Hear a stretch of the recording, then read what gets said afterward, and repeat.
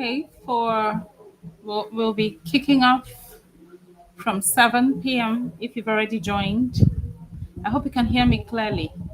To interact with me, you just leave messages in the comment section and I'll be able to show it up here. Okay.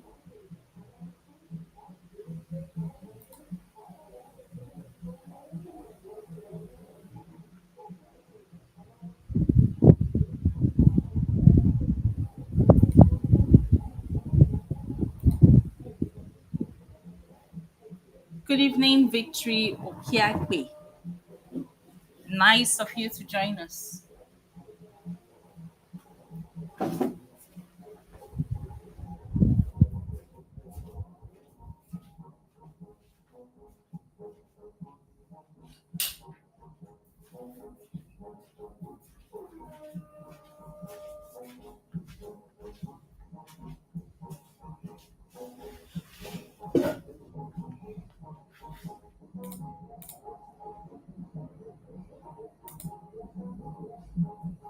Awesome.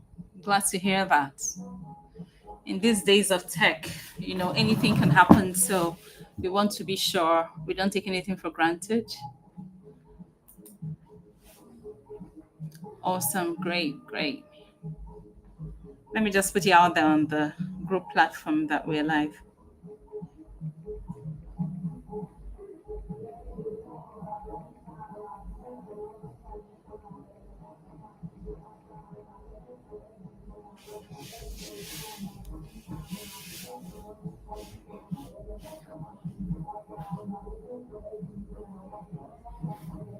So, Victory, what do you think? So we're doing new media, and generally, I think in the last couple of months, all my courses, the courses I'm taking, I've just been experimenting more and more. Even though I've been doing this for years, experimenting more and more with teaching online, as in teaching using stream platforms.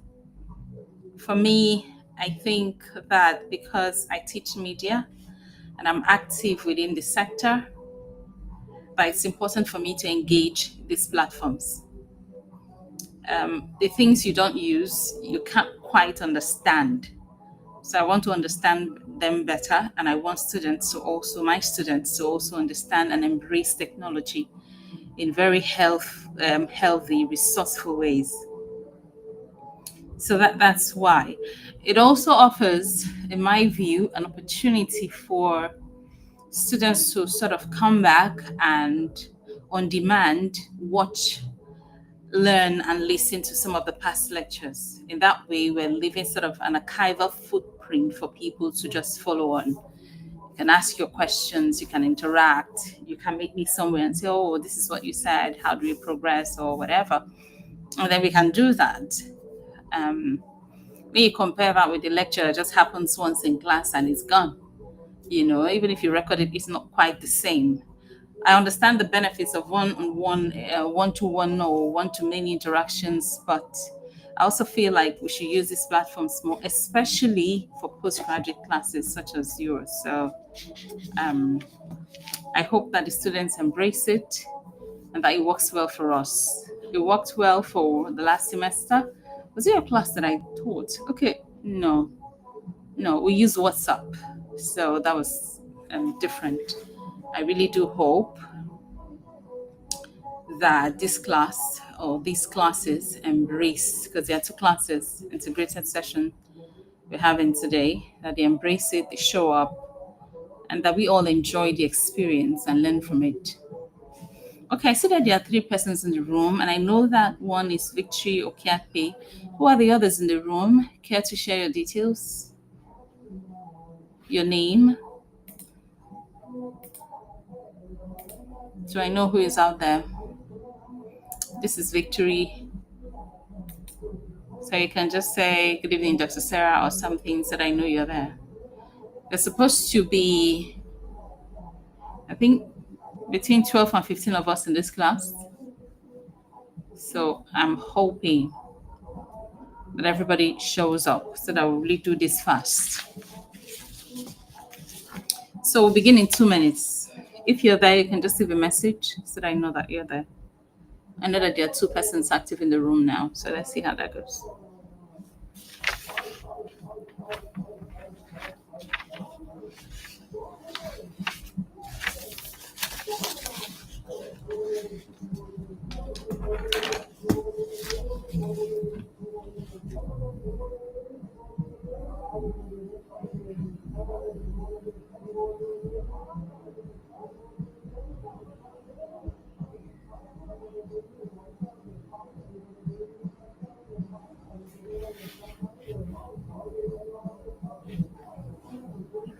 At the end of this class, I would like to know, I'd like to have students share the experience of the class and how it went.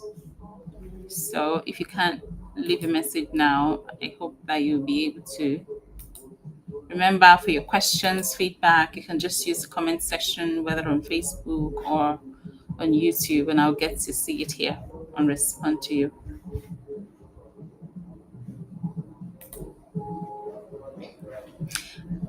Okay, go ahead, Victory. You can type the message and I'll see it.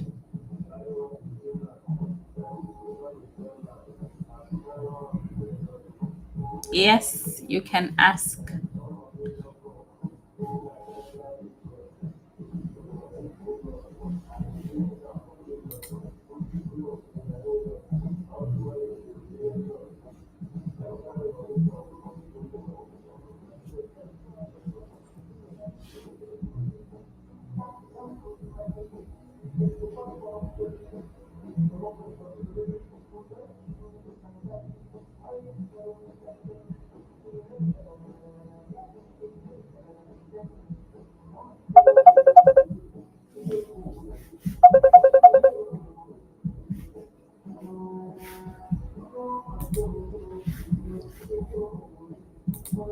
I wonder why someone is calling the class. Right, Dakara, why are you doing that?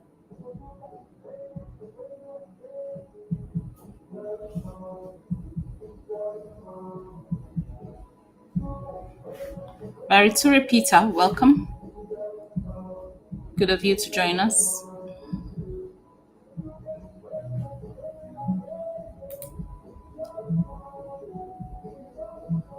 Anyone can join. Anyone who finds it beneficial can join. Anyone, really. Anybody who finds the titles, the conversations we're having interesting can join. Oh, really? Interesting. Welcome. I'm sure you find the conversation here interesting and relevant.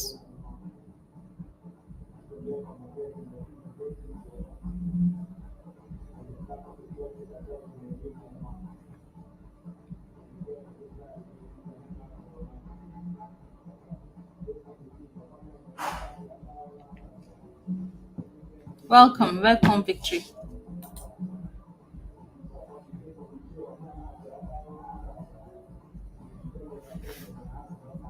Okay, so I know that there are people, a lot of people have issues with timing. I will never understand it. I will never accept it. So we're starting right now. Okay. I hope that the joining, this class was planned. The announcements went out. Today is Sunday. I think everyone is chilling in their houses or somewhere safe and warm. So we'll just go ahead. Welcome, Boma Wariso. Thank you for joining us. Okay, so we make progress. This is the course, or the 2 courses we blended into one because I find that they are really related. And we decided during our introductory class to run it together, to run it as one. So we have people who are doing their PhDs in DEFCOM, and we have those who are doing their masters in DEFCOM taking this course, because the 2 courses, as this designed by the department or the faculty or the PG program, are interlinked. So welcome to our first official class. Today we'll be unpacking a couple of things. Remember, the course is titled New Media, Virtual Communities and Development Communication. We'll be doing some digging into what new media means, what virtual communities mean, and what DEFCOM is all about. We'll also see how they are interrelated, which will provide justification for this course that we're studying or we're commencing today. I have a book coming up with this title, and I think it's really useful for us. Once the book is out, I'll make the announcement for those who can immediately buy and begin to study. I think you'll find it really useful because I sort of took the modules from this course and I developed it into a full text. It's been going on for a while now, and I'm really excited. Very soon we'll have those copies, and I've covered really deeply into these conversations: new media, virtual communities, and development communication. Before we discuss what new media means, why it is important, and why it is relevant, I want to begin first of all by saying thank you to the 10 students who have registered for the conference. Except you're living under the rock, you're aware by now that the Faculty of Communication and Media Studies is planning their first inaugural, a maiden international conference. And we've asked all our PG students to participate. And so the first step, of course, is to register to indicate interest. And 10 of you, based on the records I've received, have registered. So massive congratulations. But now you have to go ahead and submit your abstracts, okay? One thing I find among students is there's this kind of panicky reaction when people say share your research or write an abstract. And I've said it repeatedly: if you need help, just reach out. But please send in your abstracts. You're going to be writing dissertations, you're going to be writing thesis. This is an opportunity to begin to hone your ideas. A conference is an opportunity to get your work strengthened. I will share in the future just how I have been impacted by going around the world talking about my work and how the journey started and how the interest built up. But one thing I like to say: to start, you just have to do it, okay? If you're not very confident writing one yourself, you may decide to collaborate with other people in your class. Say 2 or 3 of you can put your heads together, come up with a title that is relevant to the theme of the conference or any of the sub themes, and come up with something.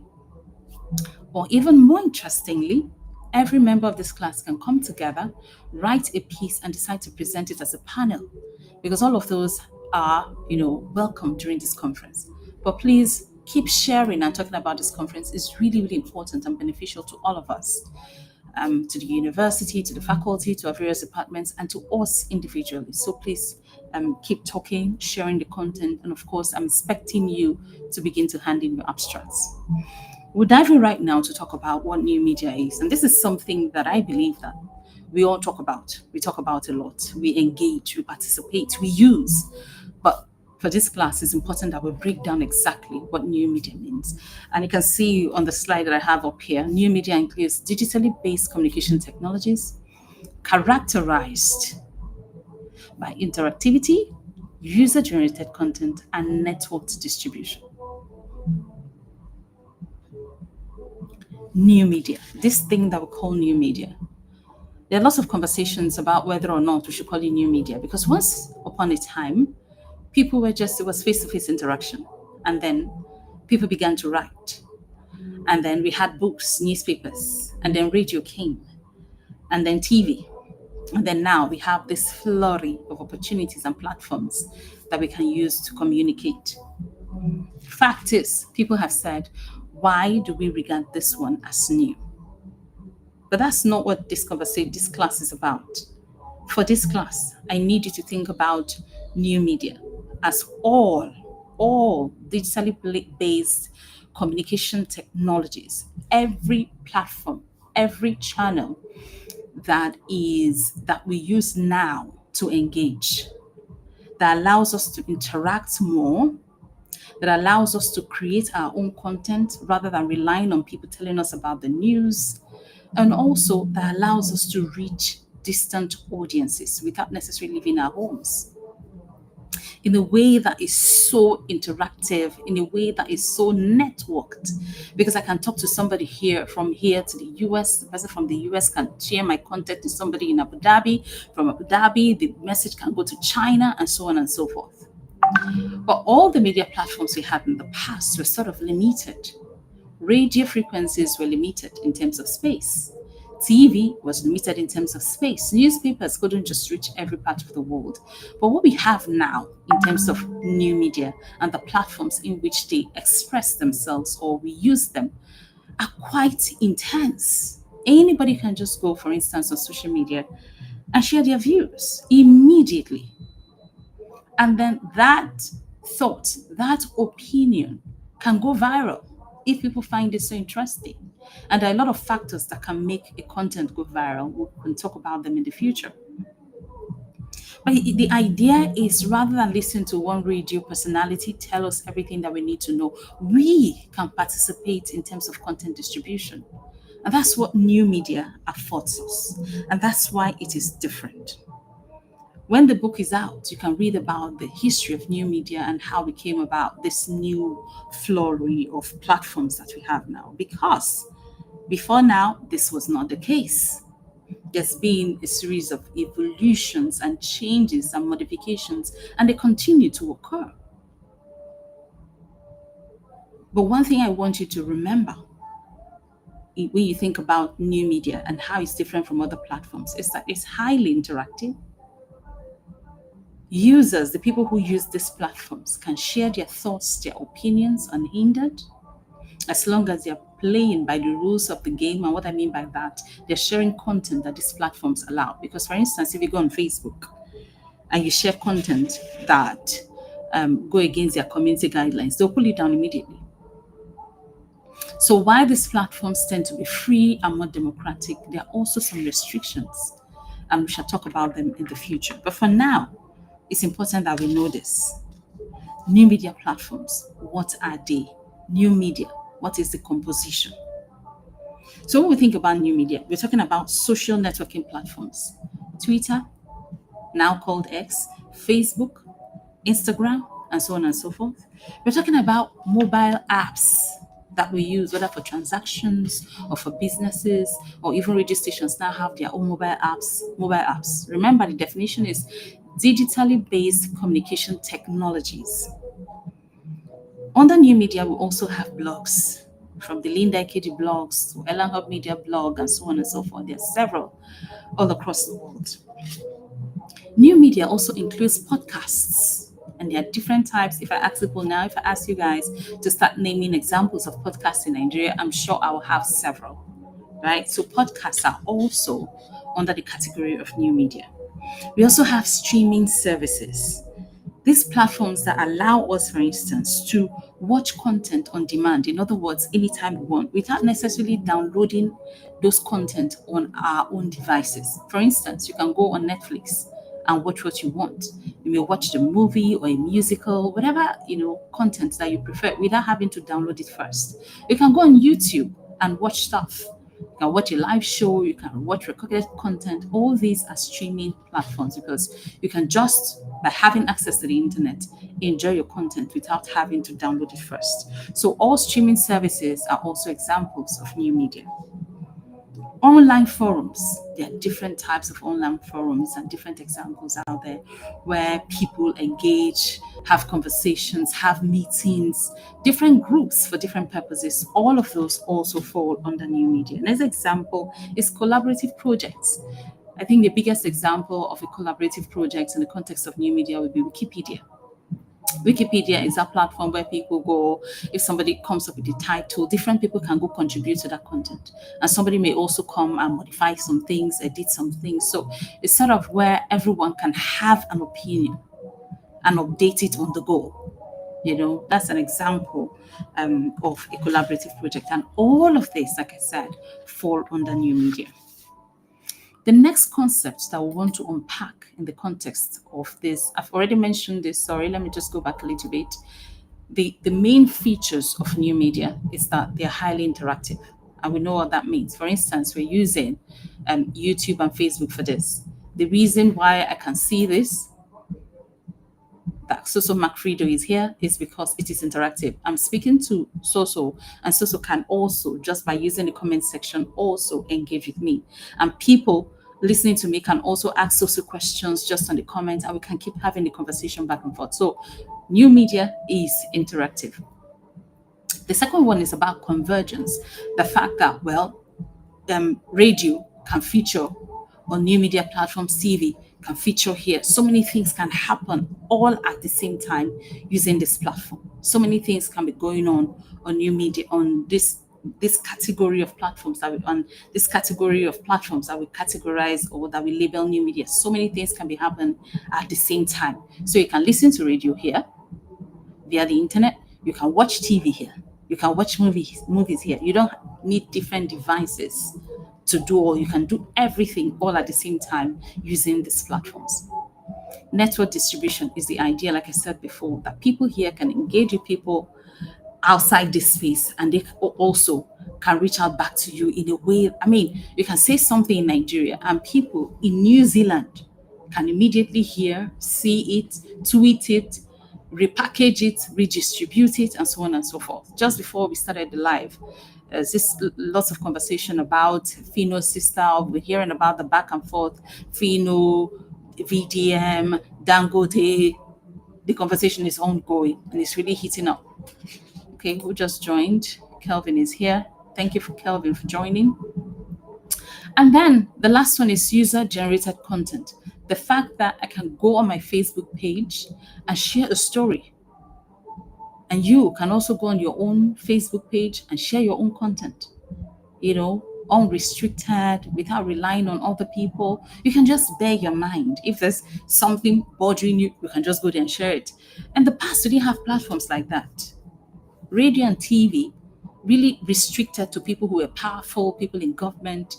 There was no opportunity for random, everyday village person to go on radio and have a conversation. But today, thanks to social media or these platforms that we now categorize as new media, you can hear what's happening in Famfa, Kantangora without having to go there physically, because people there are also engaging on the platform. Okay, so these are the key characteristics of new media. And like I said, to know more about this when the book is out, or you can just decide to study on your own.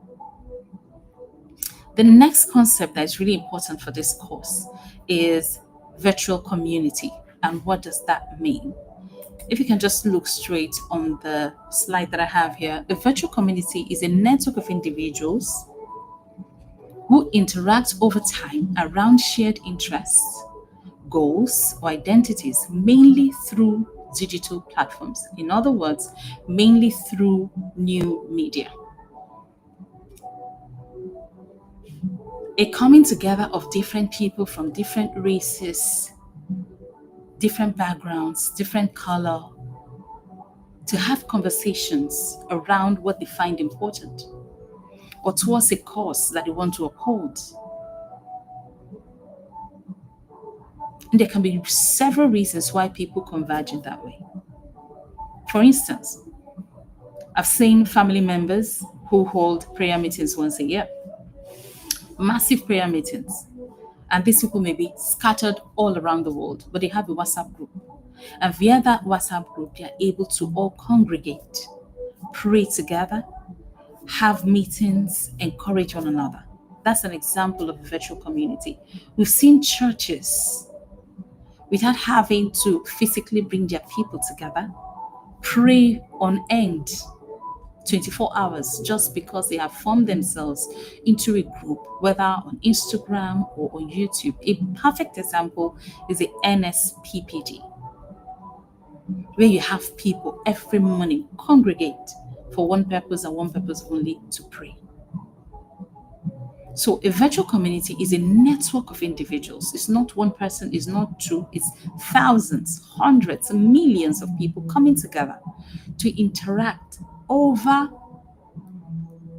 a non-specified or specified time frame, because they have a shared interest, they have some goals that they want to accomplish, or just because they share similar identities. Having said that, virtual communities come in different formats. There are different types. And I think you can begin to guess even from the definition here. The different types of virtual communities that we popularly have, the first one is interest-based. In this case, a group of people may just converge because they read Harry Potter books. A group of people may just decide to have a group where they have conversations because they love BB Ninja. They may converge and decide to just discuss about a particular artist. Interest.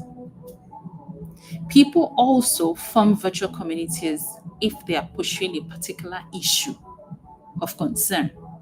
For instance, we saw how NSAS emerged. A lot of people were talking about it on Twitter, or now called X, for years, weeks, months, until they were able to come up with the whole slogan NSAS and decided to carry out an on-ground protest that shook the nation for a couple of days before it was hijacked and then. So virtual communities also come together. This network of individuals can also form a group, an alliance online. They don't know themselves physically. It's just via these online platforms. What new media affords us, because they are trying to tackle a particular issue. The next one is professional communities, and we have tons of examples of those. Researchers, for instance, converge on ResearchGate, where we share our works and then you can download resources or you can ask questions or look for other researchers to work with you on different collaborative projects. A team of people who are into tech can form a community online via LinkedIn to just have their conversations and to learn from one another. And so when there's a conference, they can just go to that particular group or that virtual community to share the content. And then lastly, we have hybrid communities, those who form online, but also have a physical presence on ground. So there are different types of virtual communities. And for this particular class, and according to some authors, including myself, there are 4 broad types. The first one is interest-based. The second one, issue-based. There are professional virtual communities. And lastly, hybrid communities. We make progress. Remember, if you have a question, please leave it in the comment section and I'll deal with it immediately. So when you think about virtual communities, I think that we'll begin to talk about the benefits, the positives. But there are also some negatives. There are also some challenges that hinder the effectiveness of virtual communities. The first one is the fragility of online ties. So, for instance, during elections, people may just converge and say, oh, this is the person we're voting, this is our man, this is our man. When the election ends, the group ends. I'm sure if you go on your WhatsApp page now and you look at the number of groups you're part of, you'll be shocked. Some groups are over, you don't contribute, you're not interested, nothing, but your name is there. Before this class is over, somebody may even get added to a group that is not their business, or somebody may just add you into their friend committee because you're having a wedding and they want you to contribute. Something that I find really, and lots of people also find annoying, because they won't even call you, they just have your number, they'll just add you. So what is the challenge here? A lot of these virtual communities are quite fragile. They tend to end quickly. Once the goal is accomplished, once the issue is completed, it just ends. There's nothing else to discuss. But sometimes, like I mentioned, even though it's over, people still find themselves just lying there dormant. Nobody takes responsibility of ending the platform. But again, in the context of this class, one of the major challenges of virtual communities, unlike on-ground communities, is that they're quite fragile. All it will take, sometimes you listen to very big conferences and people with massive following online, and then suddenly they get cancelled, and that's the end. All their followers just leave. But in the real world, once you know somebody, you know the person. Even if they offend you or something, after a while, you tend to forget. And you know them, you can't unknow them. That's not the same thing with virtual communities. Virtual communities, you hardly know all the people present. You hardly know the people on a personal basis. So it's very easy for you to just, break free and move on to the next thing. The next challenge is digital inequality. So, think about it. We're having this class. There are people who may be worried or who may have a genuine reason for not joining, including not having money for data. There's some persons who may not join the class because they just feel like they don't know how to use the platform. They don't know how to use YouTube. They don't know what to press on Facebook. There are persons who will not contribute to this class until the end of the semester and they have some burning question in their minds. And the reason may just be psychological. Some persons may feel, I don't want any kind of digital footprint. I don't want anybody tracing anything to me. I will not leave a comment section in this class.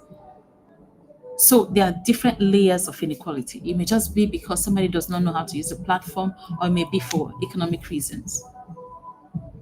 But that is a problem in terms of virtual communities, because when we think about virtual communities and the benefits of new media, sometimes we forget that there are people who do not have money they cannot afford data.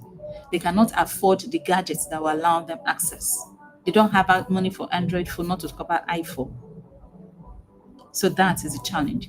The next one is quality of engagement. Sometimes the things that we discuss on these platforms are just crazy. You may converge for a particular reason, but when you get there, people are just spewing lies. Think about during elections where people have their own groups, and you even have people infiltrating other groups just to get information, or they may just come there, post something. I've been part of groups, and I've heard of parts of groups where you're having serious conversations, and somebody will just come and drop notes in the middle of the conversation. And sometimes you may not even be able to trace the number. So sometimes the quality of engagement that you have with people, and I mean, let's even forget about people just infiltrating and all that. Sometimes just typing and leaving voice note may not be enough for you to convince somebody, or may not be sufficient enough for you to fully share your thoughts and ideas. It's really, really important that we think about not just why this works and why it's important, but also why it may not be really effective at all times. The next one is the commodification of community. Sometimes people just translate everything to Naira and Kobo. Facebook, for instance, there are certain conversations you can't have there. Because even though it's democratic, it allows everybody to speak, there are people who are regulating it. There are technologies behind what you see and what you cannot see. And all of those is monetized. All of it is monetized.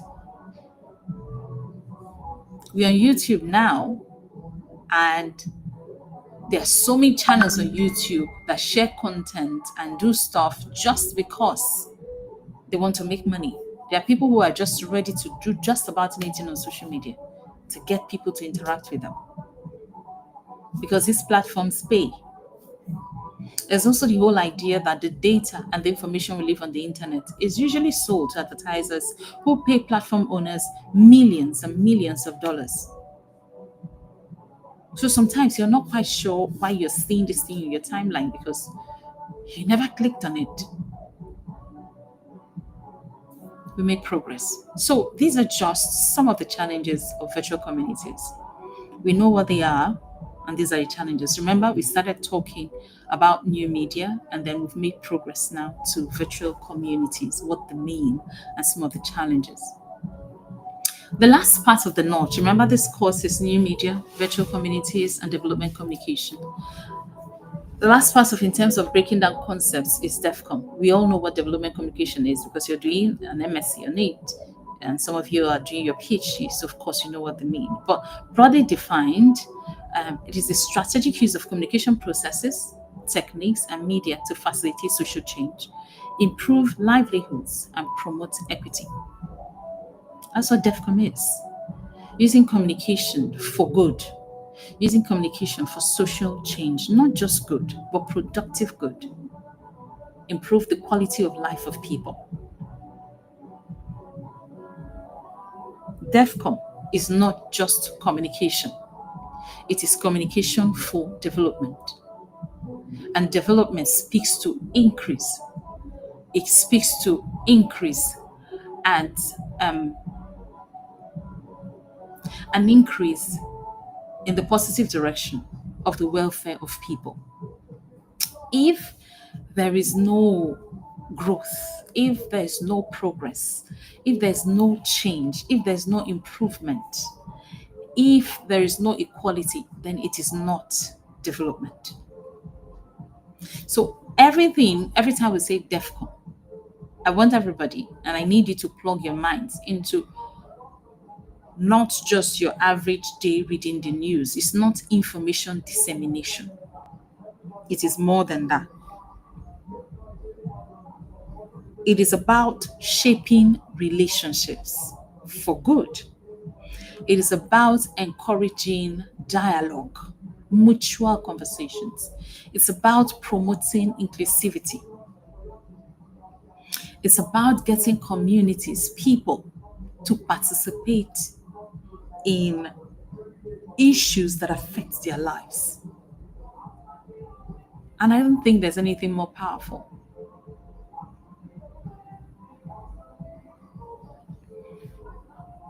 Okay. AG Car, I'll respond to your question shortly. Let's just finish this part. I want this knowledge of DEFCON to really sit in the strategic cues. And every time I think it's this class, or I'm sure it's this class, where we talked about strategy and what it means. So, strategy is not just a plan, okay? A strategy is a mix of your plans and the goal that you want to achieve, your end point. So your plans are the steps that you take. But a strategy comes with a goal in mind, an end point. What is the overall objective? In the context of development communication, our overall objective is to affect or to effect social change, to improve the livelihoods of people. And so there are certain steps that we must take, and those are our plans. So we use communication strategically. We use communication with an overall agenda, an overall endpoint in mind. So everything that we do in between, we're just thinking about where's our destination. Our destination is social change. Our destination is improvement in the quality of lives of people. Our destination is promoting equity. We proceed. In terms of DEFCOM, and I know you've heard this a lot, there are different paradigms of development communication. The first one is modernization. The second is dependency, participatory, and rights-based. I know you've heard about modernization. I know you've heard about dependency. I know you know about participatory communication because these are things that feature in virtually every conversation that you've had from the beginning. But the one I want to talk about, which is a newer paradigm or the latest in DEFCON, is the rights-based development communication paradigm, which is now shifting the focus from just getting people to participate and get involved, but framing development communication as a fundamental human right. That the idea that people should be involved in what improves their lives should be a right. It shouldn't be something that we beg. We shouldn't be asking donors and international agencies and the government to please carry us along, or, in quotes, collaborate with us, or get us involved. We shouldn't be shouting that we are stakeholders, it's our community. No. It should be a right. The same way there's freedom of speech,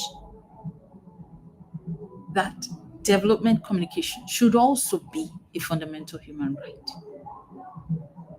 That's where DEFCON is headed. In the past, we had modernization, where it was other people telling us what to do. It was the West determining for us what development means. And then dependency, where authors began to challenge modernization theory to say, look, everything you're doing with communication is, well, everything that we know about ourselves is something that is told us from the West. You categorize us as people who are old and old-fashioned, our ideas don't matter. But that shouldn't be the case, because we have ideas. It now brought us to the point of participatoriness. In other words, that people should be included in decisions that matter to them. That donors should not just sit down in Washington or any other part of the world and determine whether it is board education that should be prioritized regarding a particular community. That they should instead come with the resources, but work with members of the community to determine what is important for them. That the government should not just sit somewhere in one government fancy house and decide that it's a road that people need. They should come to the communities, visit them, organize town halls, allow the people to air their opinions regarding what they find important or what can be done next year rather than today. And then now Participatory development communication has now brought us to right space where it's a whole advocacy around saying DEFCON should be compulsory, should be important, should be the center stage. It should be considered a right rather than a privilege. Having said that, remember the goal of today's class is to unpack what we mean by new media, virtual communities, and development communication. I know that you've heard this in different aspects and different spaces, but it's important that we start that way for this class. But again, when you put them all together and you're studying them as a course, why? What brings it all together? How do they relate one to another? And that's why we have this Venn diagram on the slide here. You see, what's the relationship between these three, and why have we decided to study all together? New media, virtual communities, and development communication. Why the intersection? It's important for us to understand new media, virtual communities, and development communication because the three, when you interlink them, as you can see here, new media is above, virtual communities to the left, and then development communication to the right. There are three blocks here. But the intersection is this middle point. And what does it show us? What does it tell us? How are they related? How are they interlinked?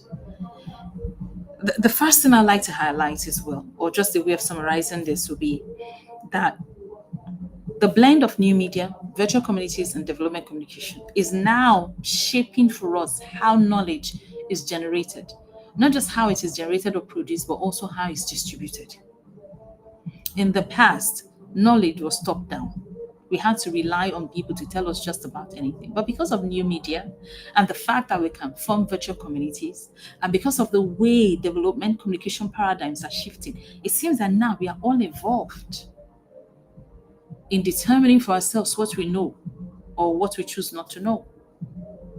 Knowledge, the way knowledge is produced, generated, distributed, has now shifted as a result of the combination of these three. The next one is that it has now it makes us understand better how communities are mobilized. In the past, it had to be one woman leader telling people, okay, this is the person we're going to vote for, take for 5 naira, 2 naira. But now, because on social media, you can get information about different participants. You can say, well, you may decide to take the 5 naira, decide to go vote whoever it is they're asking you to vote, or you may decide to investigate more and find other options for yourself. I remember in the past just listening on radio regarding politics, and the information was always NTA telling us a bunch of untruths, giving us the impression that the government was working. But these days on social media, NTA sometimes, who even remembers them? If I ask some persons in this class, when last did you watch Arrest TV? Some people may not even know what I'm talking about. My undergraduate class, somebody asked me what is Arrest TV. Like, somebody really asked me, what do I mean by Arrest TV? Some people never watch NTA. At best, they'll watch Arise News. But for others, every information they know is either from one blog or from one thing shared on social media. Some people live their lives on Facebook. Some people, their bestie is Instablog. Everything they know about Nigeria, some people is Twitter. And strangely, some of the platforms, these traditional legacy platforms, newspapers, whatever, also rely on Twitter for some of their information. So it's changing. Communities, far-flung communities, can decide to take images of their community, take images. We've seen all of those on social media a lot. The state of roads. It's one thing for the APC government to just say, we are working. Dave Omaya is doing... Let's even break it down. Remember when they came out and they said we were doing a fun fair around 30 kilometers of the Lagos, whatever, that famous annoying road that they're constructing, annoying to me, by the way, because we have so many other things that we should be considering. You set a target of 700 or something kilometers and you're celebrating 30. Only for one young man to just go there and say it's not even up to 30. And it became a whole conversation. So you can imagine, if not for the way new media, virtual communities, development communication, because that road infrastructure is really important in the context of DEFCON. If not that somebody went there to just say, it is not even up to 30, we won't even know. We'll just believe them on face value. So, yes, communities are getting more mobilized. Think about what happened with NSAS. Think about what people did with the Peter Obi campaign, labeling themselves obedience, and how they organize everything on social media. And there are so many more examples. And then the way development initiatives are executed, planned, evaluated is also changing. So there are 4 core things I want us to discuss in terms of the intersection of new media, virtual communities, and development communication. The first one is participatory knowledge sharing. Now, knowledge is not the domain of one individual or one organization. Everybody contributes. Sometimes news may break, and then in the next 24 hours, the direction of the story has changed just because people brought out different perspectives.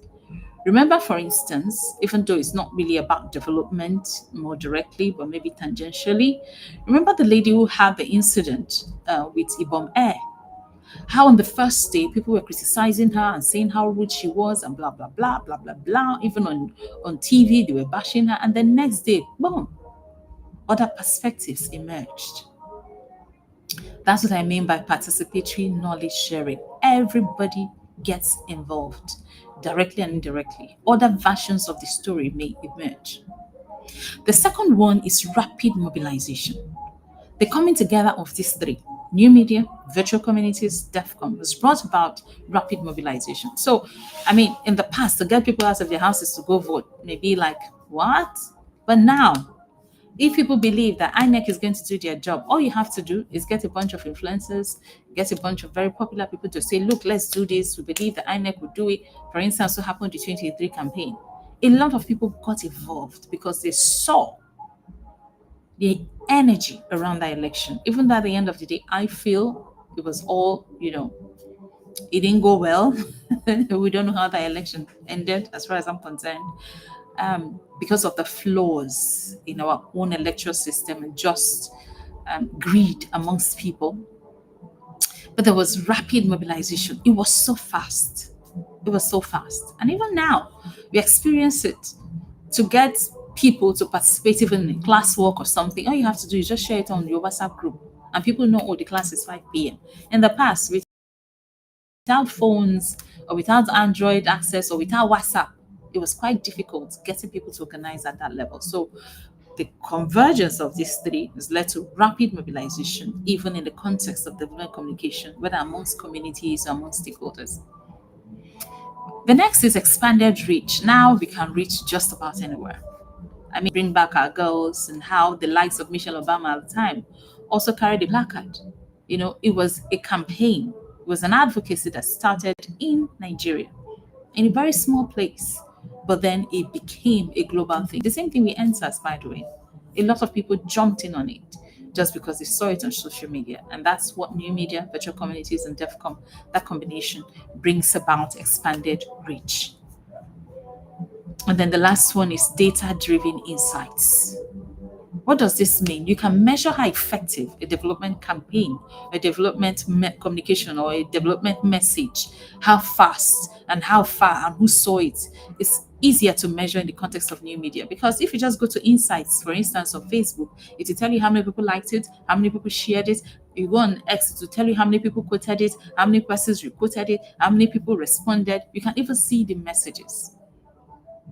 This was not quite possible in the context of radio, TV, and newspapers. I mean, newspaper organizations can tell you they sold so copies, but the fact that they sold it doesn't really mean that people saw it or people read it. People may have just bought it to keep somewhere in their houses, or ministries, they just buy these papers and they just dump it somewhere. But in the context of social media, if people engage your content, you will see the numbers. Okay? And that, of course, because in DEFCON, we use these platforms, we form virtual communities, made possible by this whole umbrella of things that we call new media. It does make sense. So when you think about the intersection of new media, virtual communities, and DEFCON, I want you to think about them in terms of these 4 features. that the coming together of these three is brought about participatory knowledge sharing, rapid mobilization, expanded reach, and data driven insights. The last thing I want us to talk about today is stakeholder mapping, because it's one thing to talk about DEFCON, is another thing to talk about virtual communities and all of that. But in the context of who and what, in development communication, we work with stakeholders. And I know that I've defined broadly, deeply, in every way what stakeholders, who stakeholders are in some of our other classes. But just in case you don't know, stakeholders are those who are directly involved, tangentially involved in a development project. So if you go to your community and you want to install, say, a borehole, who are the persons who are affected by this borehole? Who are those who benefit? Who are those who are going to provide the funding for it? Who are those who are even going to construct it? All of those persons are the stakeholders. The chief of the community is the stakeholder, because if he says they won't install it, then it will happen. The youth of the community are stakeholders, because if they decide to carry up arms and say, contractor, you will not do this job. I have seen it a lot. The government wants to build a road, and then community members will just fall out and say, no, you can't do it, because they are the primary stakeholders. It's happening in their community, and the government needs to get them involved. So when you think about new media, virtual communities, and you think about DEFCON, it's important to do and to understand this thing that we call stakeholder mapping. The systematic identification and analysis of actors involved in communication and development initiatives. It's not just to know these people who are involved, but also to identify what their roles are, what their interest in the project is, and their level of influence. What role do they, how important are they in this particular context? So we want to fix a school. Who are the people that we need? We need the government. The government is not a person. The government in this context may be the Commission of Education. We may need schools board, because they are the ones in charge of the policy framework that allowed that school to exist in the first instance. We need members of the community where the school is situated. We need the people who work in the school. We need the contractors. We need the people who are going to give us the money to fix the school. All these ones are stakeholders. But in this context, it's not just knowing who the stakeholders are, but also the role that they play, their interest in the project. Why is this repair of the school important to them? And then you also have to factor in their level of influence. This mapping is crucial for ensuring the strategies are inclusive, responsive, and sustainable. If you fail to carry along or to get involved any member, any critical stakeholder, the project will fail. So it doesn't matter that new media exists and they're available for us to use. It doesn't matter that you form the virtual community. These online digital-based communities that allow us to share our interests, our goals, our visions, our drive. It doesn't matter that development communication comes with this broad objective of effecting change. If you don't know the people to get involved, the people to consult, the people to collaborate with, the people who should participate, the people who should be included in the project, it is bound to fail. So in terms of stakeholder mapping, there are 5 categories of personas and individuals involved. You always have to think about state actors, think about civil society in terms of advocates and people who champion different causes. Think about private sector, because most of the times they're the ones who bring in the money. You also have to think about the communities. And lastly, donors and international agencies.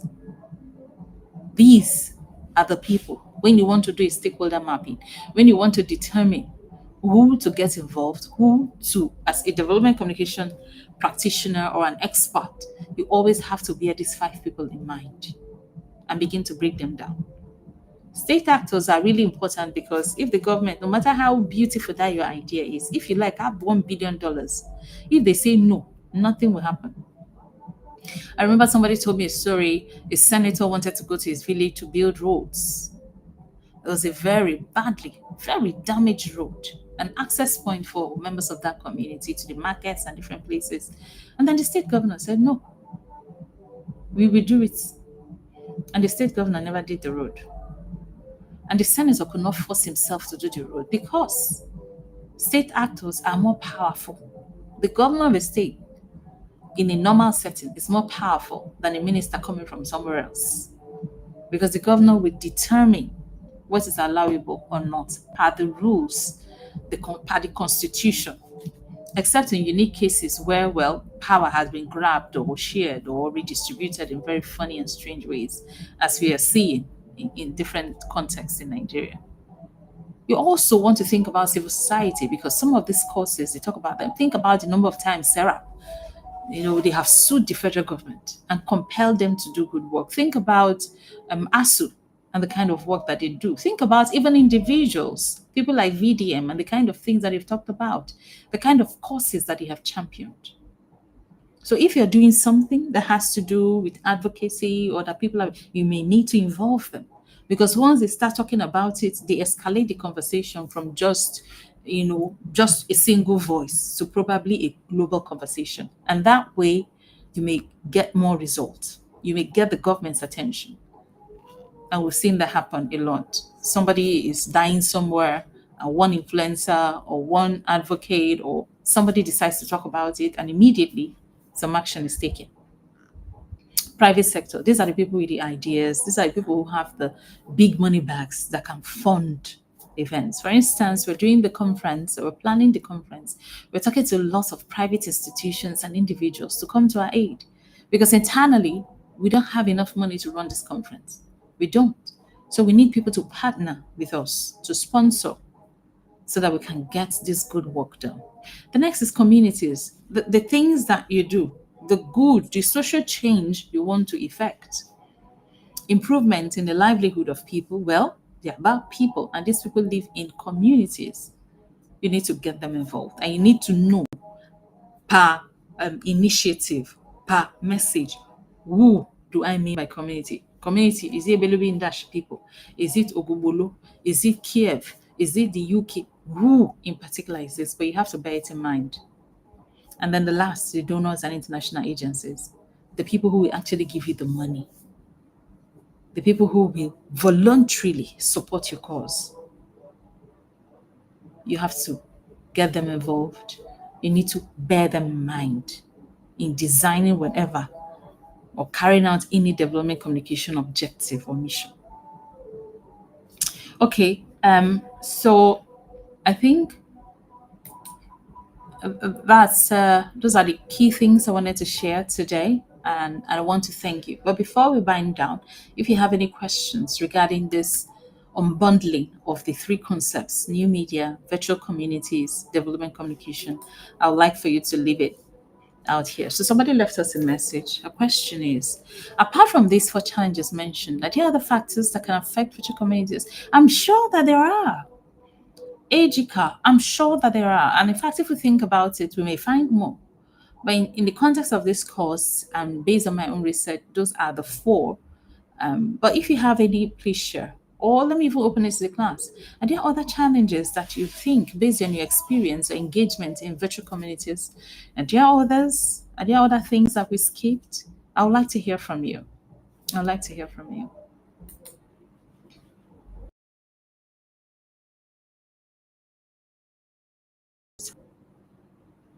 You still hear me? I'm seeing connection. Okay, yeah. I think I'm back now.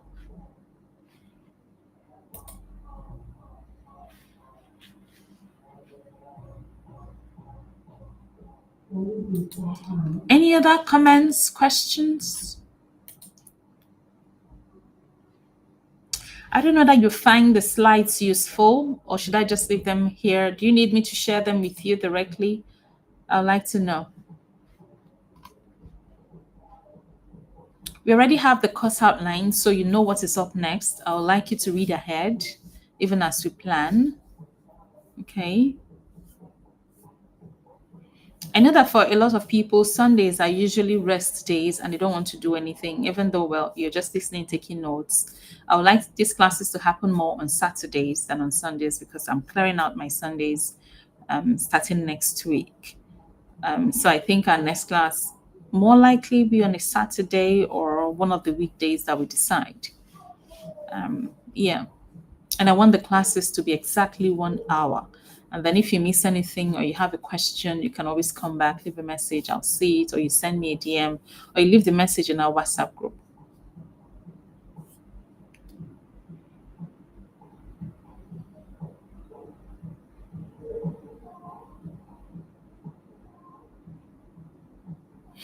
Okay, so Victory, all right, Bay saying share. Okay, that's fine. Find a way to do that. But Victory, you're not in the class WhatsApp group, so you may need to contact me directly to send you the slides. Audio Mishak, you say highlight more on the communication community as one of the challenges of virtual communities. I didn't mention anything about communication community. Let's go back to that slide and see.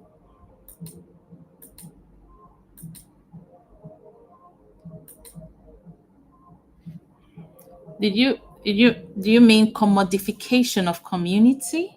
Okay, I think maybe that's what you mean. Okay, so what I mean by this is, well, we function in these silos. Whether that community is a community of friends on Facebook, a community of friends with different interests on Twitter, or whatever, we have all these groups, right?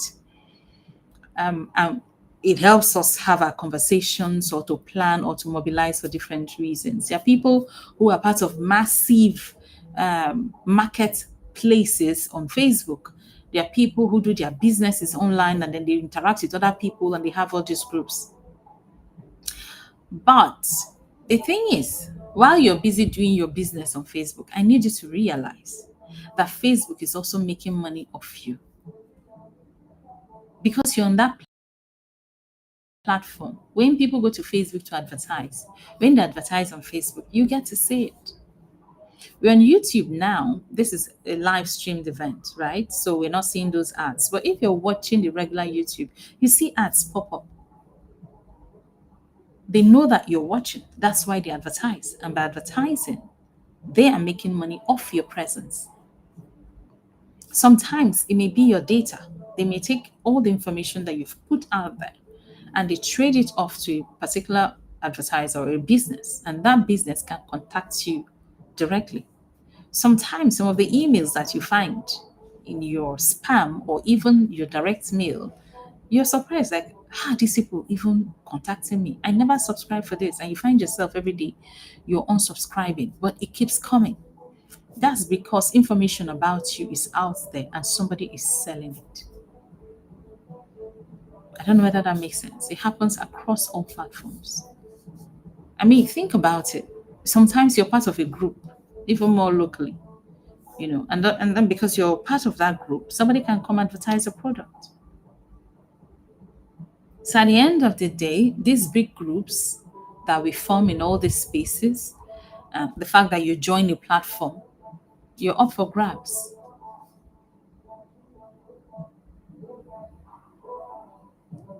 Okay, so Victory, you can reach me. I mean, if you're a student of River State University, you're in journalism, just ask any of the DEFCON students. My number is out there. Or you can leave me a message on Facebook, and then I'll find you and then find a way to send it to you via Facebook Messenger or something. Okay? So, yes, commodification of community. That community, that group that we formed now can be monetized, can be sold, can be a place where people do their buying and selling, can be traded for more dollars just because we're physically present. And that's how it works. So the Facebook that you're part of, you didn't pay money, you just need internet and you're on Facebook, you just download the app and all that. But all the information, all the data, all the footprint that you leave on Facebook, people are using it for different things. And all of that comes to money. So you are a commodity. the community you're part of is a commodity to be bought and sold, because the information about that group can be given to an advertiser, and then that advertiser can actually, you know, contact you directly because you have your footprints out there.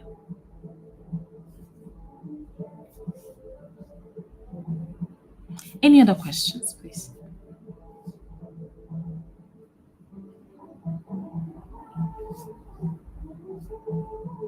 I mean, let's not also get it wrong. Sometimes you may get advertised a product or get a recommendation that you actually need. Okay, so it's not all negative, but the fact is, well, um, if you were not there, then you won't see that. Okay, but it's a problem in the context of virtual communities, because what social media or what new media does, or what is was sold or advertised to be, was supposed to be this public marketplace, a public place where we can share our ideas unhindered. Okay, but while we're sharing our ideas unhindered, the owners of this platform need to make money. That's the way Zuckerberg makes his money, because they take your information and make it available to people who go to them to advertise their products. And just by the kind of things that you engage with, the kind of conversations you make, the kind of they're able to identify a pattern and say, oh, this person is a Democrat, or no, this person is Republican. Therefore, they will like content about Obama, and then they'll start showing you on your timeline content about Obama, Obama, Obama, Obama. And before you know it, you're supposed to be on the platform for 30 minutes, but you're there for 2 hours, 3 hours, 4 hours. And the longer you stay on these platforms, the more money they make. The more clicks, the more money. Okay. I'm sure as the class unfolds and the more you experience these things, even as you use the platform, the more it will make sense to you. But until then, I mean, we have the book coming out. When you read the book, you learn more about how these things unfold. As we wind down now, I want to thank everyone who participated and hope that we're supposed to be about 14 in this class, and the highest that we had was 10. For some persons, just 14 and left. But it's all good. We hope that in the next class you're able to participate. We'll try as much as possible. I will try as much as possible to do one or two in-class sessions if I feel like there's something physical that we need to do or need to learn. But if not, we're going to use this.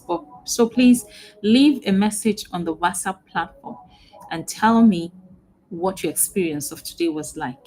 If it's okay, if we can make progress learning this way, or you want us to try other approaches.